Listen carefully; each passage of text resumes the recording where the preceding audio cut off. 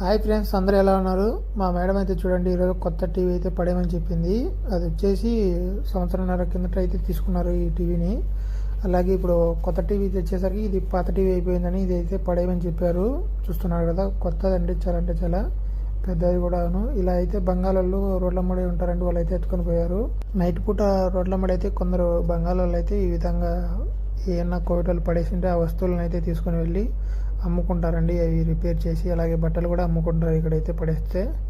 అలాగే ఫ్రెండ్స్ అందరం కూడా కలిసి నైట్ పూట అయితే పప్పు చేసుకుంటున్నామండి. చాలా రోజులైంది తినగానే అందరం కూడా కలిసి ఒకేసారి పార్టీలాగా ఒకరు కబోసులు అలాగే ఇవి తెప్పించుకొని కూడా కర్రీ అలాగే పప్పు చేసుకొని తింటున్నాము. చూస్తున్నారు కదా, ఇప్పుడైతే ఫ్రై చేస్తున్నాను నేనే అనమాట చేసేది పప్పు అయితే. పొయ్యేటలో మనం ఏమన్నా ₹1 అడిగితే ఇవ్వరండి. అలాగే వృధా ఖర్చులు అయితే ఎలా అంటే అలా చేసేస్తారు. అలాగే మన ఛానల్ని కొత్తగా చూస్తున్నట్టయితే లైక్ చేయండి, కామెంట్ చేయండి, సబ్స్క్రైబ్ చేసుకోండి ఫ్రెండ్స్. Okay, bye.